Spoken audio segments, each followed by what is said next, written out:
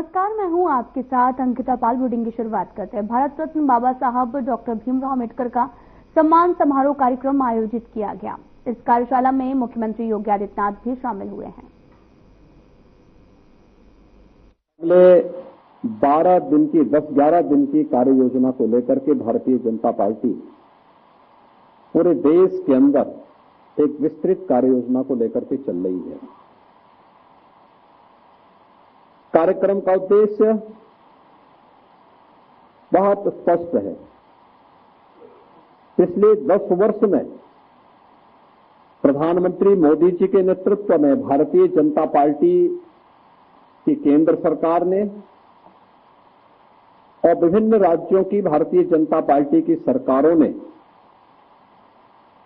दलितों के लिए, वंचितों के लिए, पिछड़ों के लिए, महिलाओं के लिए कौन से कार्य किए हैं और उनकी उपलब्धि और रिजल्ट क्या है, और कौन से ऐसे कारक थे जो बाबा साहब भीमराव अम्बेडकर के उस सपने को साकार करने में बाधक थे। क्योंकि जब हम सही तथ्य जनता जनार्दन के सामने रखेंगे ही नहीं, तो स्वाभाविक रूप से जो लोग अब तक गुमराह करके अपनी राजनीतिक उल्लू सीधा करते रहे हैं, वे लोग इसी प्रकार से गुमराह करके देश के अंदर अव्यवस्था पैदा करके उन दलितों का, वंचितों का शोषण करते रहेंगे और राजनीतिक सीढ़ियों पर चढ़ करके सत्ता की ऊंची दुकानों के पकवानों का स्वाद लेकर के दलितों को, गरीबों को, वंचितों को उनके अधिकारों से ऐसे ही वंचित करते रहेंगे। और इसलिए एक विस्तृत कार्य योजना के साथ भारतीय जनता पार्टी प्रदेश की कार्यशाला आज यहां पे आयोजित हो रही है। यद्यपि ये कार्यशाला 3 दिन पहले होनी थी, लेकिन गांव-गांव संपर्क के कार्यक्रम के कारण ये आज हुई है।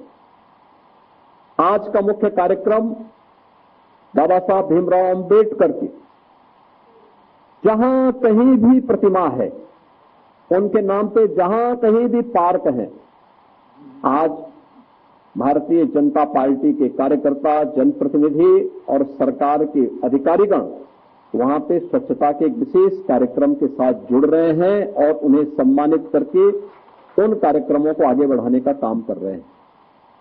और कल के लिए जैसे 2020 में केंद्र सरकार ने राजकीय अवकाश घोषित करते हुए प्रत्येक केंद्रीय कार्यालयों में यह व्यवस्था सुनिश्चित की थी कि बाबा साहब भीमराव अम्बेडकर से जुड़े हुए उन मूल्यों पर, उन आदर्शों पर न केवल चर्चा की जाए, बल्कि बाबा साहब भीमराव अम्बेडकर के प्रति अपनी श्रद्धांजलि को व्यक्त करने के विशेष आयोजन भी किए जाएं।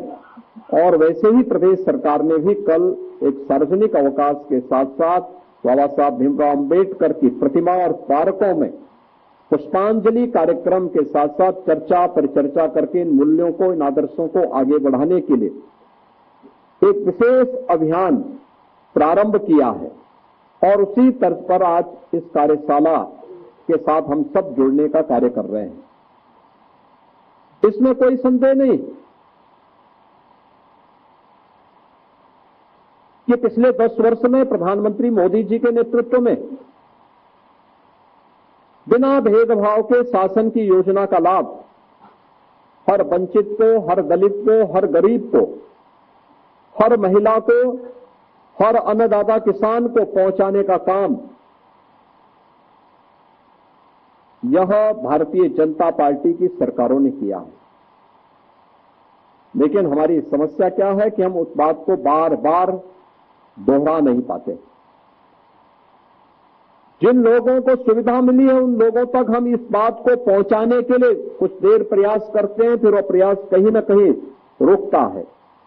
लेकिन यह एक विशेष अभियान जब हम इन कार्यक्रमों के साथ जुड़ेंगे, और 10 दिन का ये बड़ा अभियान, क्योंकि जब भी आप कोई बड़ा कार्य करते हैं, किसी बड़े अभियान को अपने हाथ में लेते हैं या कहीं भी कोई ऐसी घटना होती है जो किसी दलित को, किसी गरीब को, किसी वंचित को उसके अधिकार से रोकने का कुत्सित प्रयास होता है तो विपक्ष कोई ना कोई प्रोपेगेंडा अपनाने का काम करता है।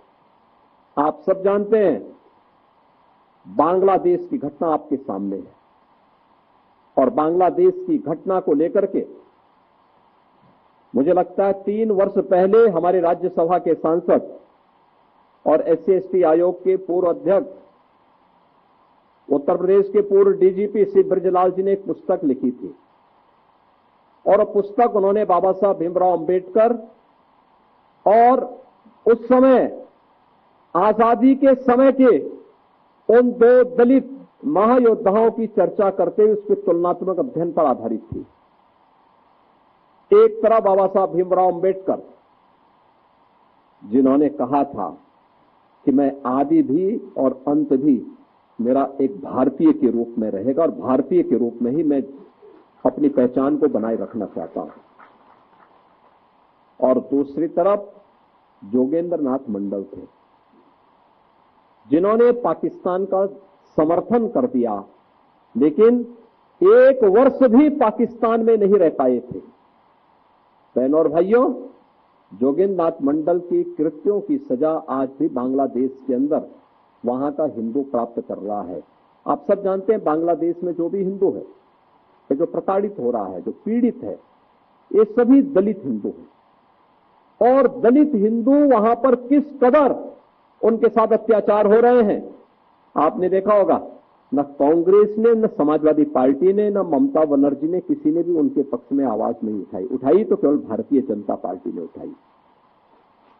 भारतीय जनता पार्टी ने उठाई और भारतीय जनता पार्टी इस बात के लिए प्रतिबद्ध है कि हमें हर हिंदू की रक्षा करनी है और इसी के लिए सिटीजनशिप अमेंडमेंट एक्ट भी बनाया कि किन्हीं कारणों से पाकिस्तान में, बांग्लादेश में, अफगानिस्तान में कोई सिंधु, कोई सिख, कोई हिंदू, कोई जैनी, कोई बौद्ध, अगर वह वहां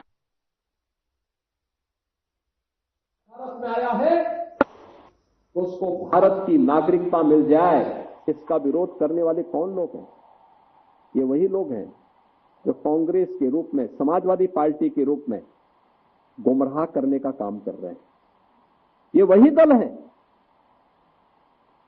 ये व्यवहारिक धरातल पर भी दलित और वंचितों का अधिकार छीनने के अधिकारी होते हैं। आप देखते होंगे कहीं दलितों की झोपड़ी पर, उनकी जमीन पर कब्जा करने वाले कोई लोग होंगे तो इन्हीं दलों से जुड़े हुए लोग होंगे। ये सर्वाधिक कब्जा करते हैं और ठीक बात है कि सरकार का डंडा है, सरकार उनको ठीक भी करती है, दुरुस्त भी करती है कि जिससे वे लोग गरीबों की, वंचितों की जमीनों पर कब्जा न कर सके। लेकिन फिर भी उनके द्वारा किस प्रकार के राग अलापे जाते हैं, हमें आश्चर्य होता है। ये वही राज्य है और यह देश वही देश है जिस देश में वक्फ के नाम पर लाखों एकड़ लैंड कब्जे की गई है। उनके पास कोई कागज नहीं, कोई राजस्व रिकॉर्ड नहीं, और राजस्व रिकॉर्ड नहीं तो सभी को वापस लेने की कार्रवाई, जब ये संशोधन विधेयक संसद में पारित हुआ है और अब इस पर कार्रवाई हो रही है तो इसके लिए हिंसा भड़काई जा रही है। हिंसा में आपने देखा होगा कब पश्चिमी बंगाल में मुर्शिदाबाद 3 हिंदुओं की निर्मम हत्या हुई, उनके घरों से खींच करके उनकी हत्या हुई। और ये सब कौन है? ये सभी वही दलित है, वही वंचित है, वही गरीब हिंदू है जिसको इस जमीन का सर्वाधिक लाभ मिलने वाला है, सर्वाधिक लाभ मिलने वाला है। ये लैंड राजस्व के रिकॉर्ड में फिर से आएगी तो एक गरीब भी हाई राइज बिल्डिंग का, मल्टी स्टोरी बिल्डिंग का लाभ उठा पाएगा, उसको भी वहां अच्छे फ्लैट सरकार बना करके उपलब्ध करवा देगी। इन्हें भय है कि दलितों को, वंचितों को, गरीब तो वहीं लखनऊ में खालसा सृजन दिवस एवं बैसाखी पर कार्यक्रम आयोजित किया गया है। कार्यक्रम में सीएम योगी आदित्यनाथ शामिल हुए हैं। खालसा पंथ की स्थापना करते समय उन्होंने बहुत स्पष्ट संदेश दिया था, खालसा दुनिया में अच्छा है। खालसा के पीछे का उद्देश्य भी उनका बहुत स्पष्ट था, सकल जगत में खालसा पंथ जागे, जगे धर्म हिंदू सकल हिंदू भाजे। स्पष्ट संदेश के साथ दशमेश गुरु साहिब ने किस पवित्र भाव के साथ इस कार्यक्रम को किया और किस प्रकार का आयोजन उन्होंने उस समय किया। आज भी जब उनके बारे में सुनते हैं, सोचते हैं, पढ़ते हैं, रोंगटे खड़े हो जाते हैं। उन्होंने देश भर से, याद करिए उस कालखंड में देश भर से, गुरु गोविंद सिंह जी के बारे में कहा जाता है कि वह शहीद पिता के पुत्र और शहीद पुत्रों के पिता थे।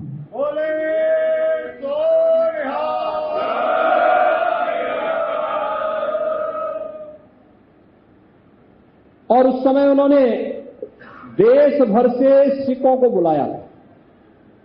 कहते हैं 1 लाख से अधिक सिख एकत्र हुए थे और अपने उन शिष्यों के सामने उन्होंने कहा था कि देश और धर्म के लिए अब मुझे कुछ ऐसे लोग चाहिए जो अपना बलिदान देने को भी तैयार हैं। कौन हो सकते हैं? और पहला एक बलिदान मांगा, फिर दूसरा मांगा और देखते देखते पंच प्यारे उस पूरी सभा से निकले। लाहौर के दयाराम, दिल्ली के धर्मदास, द्वारका गुजरात के मोहकम चंद, जगन्नाथपुरी के हिम्मत राय, वीदर के साहिब चंद। अब याद करिए,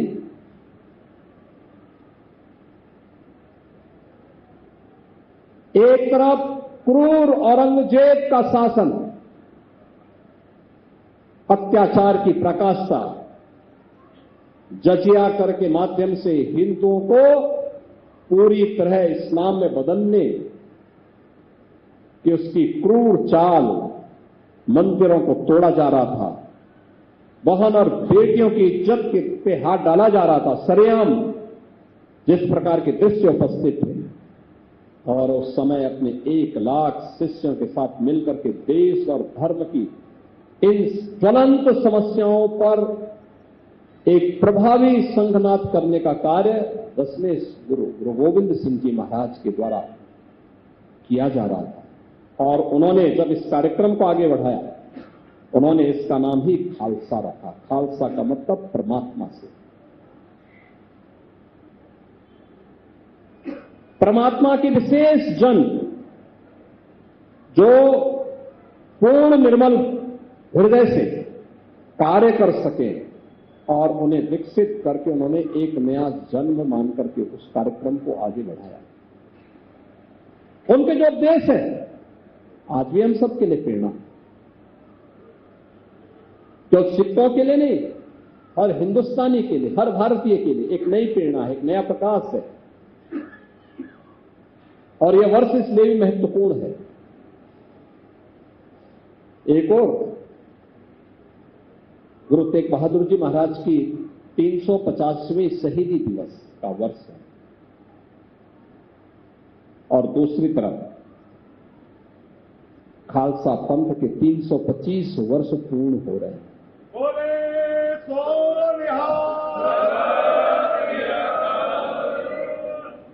यानी 325 वर्ष की इस यात्रा खालसा पंथ ने की है और गुरु गोविंद सिंह जी महाराज के बंदे जहां कहीं भी दुनिया के अंदर गए,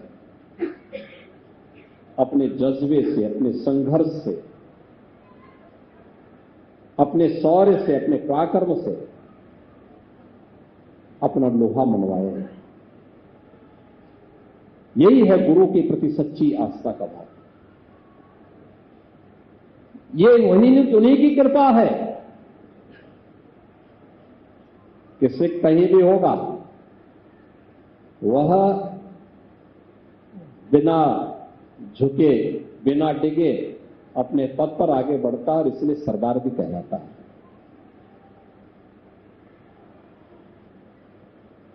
बहनों और भाइयों, आज हम सब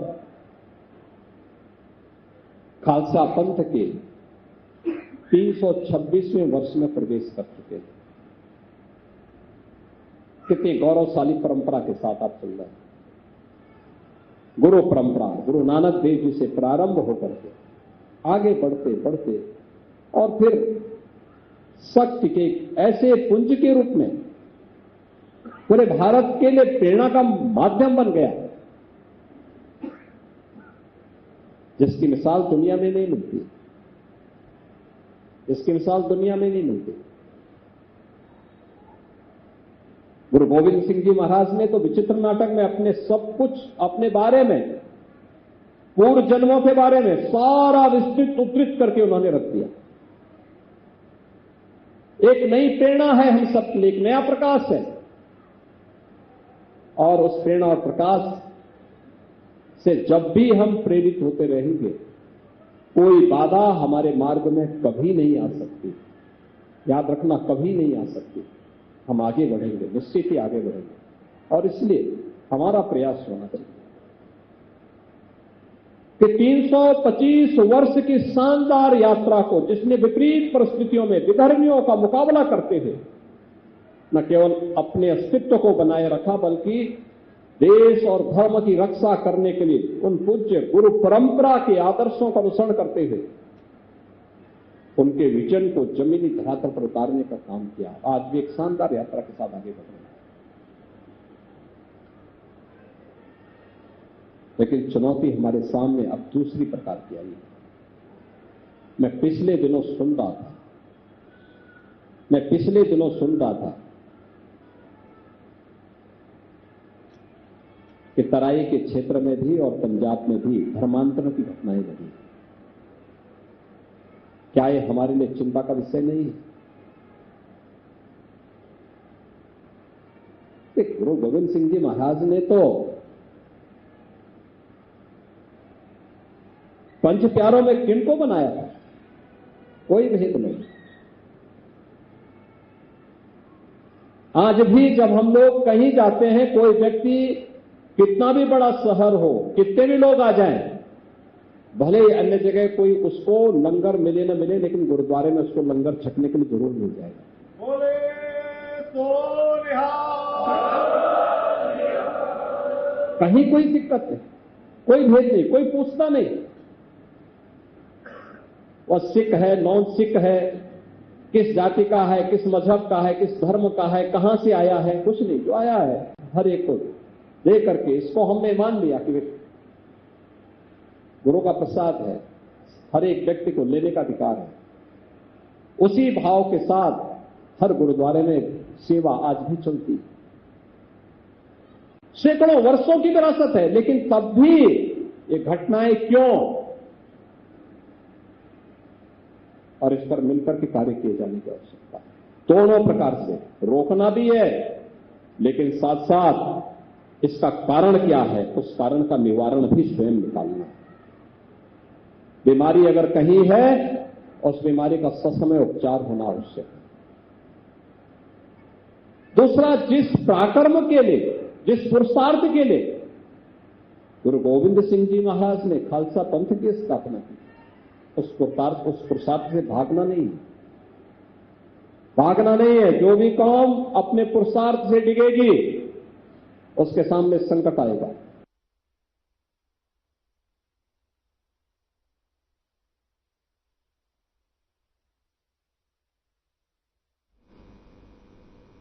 तो वहीं लखनऊ कानपुर रोड स्थित सिटी मोंटेसरी स्कूल के 7 दिवसीय अंतर्राष्ट्रीय बाल फिल्म महोत्सव के समापन समारोह और बाल फिल्म महोत्सव के पुरस्कार वितरण का आयोजन हुआ है, जिसमें मुख्य अतिथि महामहिम आनंदीबेन पटेल, राज्यपाल उत्तर प्रदेश में पधार कर समारोह का उद्घाटन किया है और पुरस्कार वितरण भी किया है।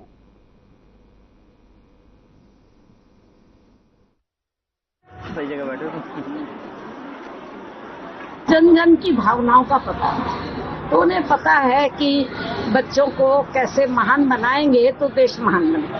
हाँ, अरे लड़कियों के लिए महिलाओं के लिए एक अलग संदेश दिया। उन्होंने तो एकदम से कह दिया कि एक एक लड़की को पढ़ाना है, आगे बढ़ाना है, और यहाँ तक कह दिया कि उनको इंजेक्शन भी लगाना है। हाँ, ताकि देखिए ना, तो महिलाओं के विकास से परिवार का विकास होता है। तो अगर महिला पढ़ी लिखी होगी, माँ पढ़ी लिखी होगी, तो बच्चे अच्छे पढ़े लिखे होंगे। बहुत अच्छी तरह से उन्होंने कहा कि ये जो मैं जेल में गई तो वहाँ मैंने देखा जो वहाँ पे जो महिलाएं थी जो जिनको सजाएं वहाँ मिली हुई थी, उनसे बातचीत की, तो उसमें ज्यादातर ऐसी थी जो जिन्होंने की ये कोकरस्त किए थे कि मैं अपनी बहुओं को वगैरह वगैरह को जलाया था। तो उनके दिल से ये पीड़ा निकल रही थी कि उन्होंने भी ये इतने दिन सजा पाके यही तय किया कि अब हमें ऐसा नहीं करना। ये तो बहुत ही बड़ा अत्याचार है। उसमें से 17 को ऑलरेडी लग चुकी है वैक्सीन। उन 17 बच्चियों को आज राज्यपाल महोदया जी ने जो है सम्मानित किया, और KGMU यूनिवर्सिटी की भी कुछ बच्चियां आई थी जिन्होंने भी ये वैक्सीन ली है, उनको भी सम्मानित किया। धन्यवाद। और उन्होंने जो है जो हमारी डाउरी वाली प्रथा है उसके खिलाफ उन्होंने बोला, और उन्होंने गरीबी के खिलाफ में बोला। उन्होंने कहा कि हमें किस तरीके से बच्चों को संवेदनशील बनाना है कि वो आगे चल करके ये जो डाउरी होती है इसको ना लेने की प्रतिज्ञा करें, ना देने की प्रतिज्ञा करें, और अपने देश को विकसित भारत बनाने में जो उनका योगदान है बहुत अहम होगा, और उस पर वो अपना ध्यान केंद्रित करें।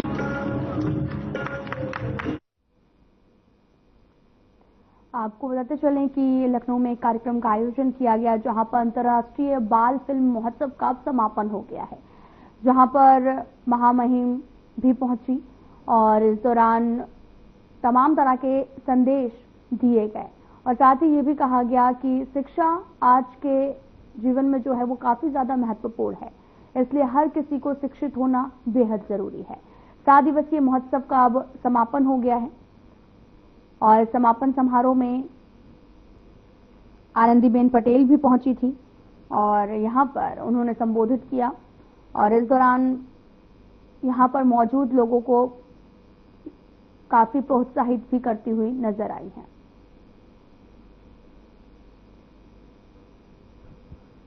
समापन समारोह में पुरस्कार यहां पर वितरित किए गए और छोटे छोटे बच्चों ने भी अपनी प्रस्तुति भी दी है। तस्वीरें भी आपको दिखा रहे हैं। दरअसल ये प्रोग्राम एक स्कूल के द्वारा आयोजित किया गया था, जहां पर राज्यपाल आनंदीबेन पटेल भी यहां पर पहुंची थी और यहां पर बच्चों को प्रोत्साहित भी किया, उन्हें सम्मानित करती हुई नजर आई, और साथ ही अभिभावकों को भी तमाम तरह के टिप्स दिए हैं।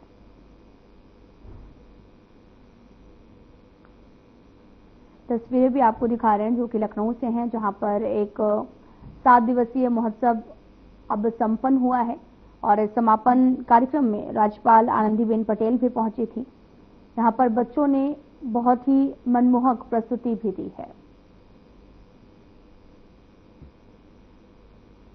और बड़ी संख्या में लोग भी पहुंचे हुए थे, जहां पर पुरस्कार वितरण किया गया और राज्यपाल ने शिरकत की है।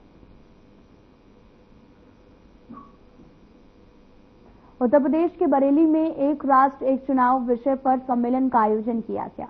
सम्मेलन में बीजेपी के राष्ट्रीय महासचिव अरुण सिंह ने कहा कि एक राष्ट्र एक चुनाव प्रधानमंत्री की एक अत्यंत ही विशाल और दूरदर्शी सोच है, जिससे देश में बार बार लगने वाली आचार संहिता के कारण विकास कार्यों में होने वाले अवरोध से राहत मिलेगी, साथ ही प्रशासनिक कार्य कुशलता बढ़ेगी और देश का हजारों करोड़ रुपए बचेगा, जो देश की गरीब जनता के लिए एवं विकास की कल्याण की योजनाओं में लगेगा। देश की जनता एक राष्ट्र एक चुनाव के सकारात्मक परिणाम को समझते हुए पूर्णतः इसके पक्ष में है।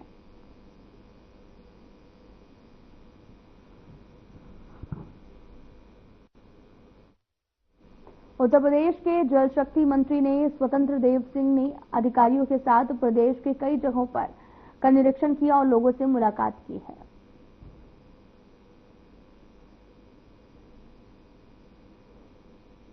तस्वीरें दिखा रहे हैं आपको, जहां पर कई जगहों का यहां पर निरीक्षण किया गया है, और साथ ही जल शक्ति मंत्री ने एक बैठक का आयोजन किया और तमाम तरह के दिशा निर्देश भी दिए हैं।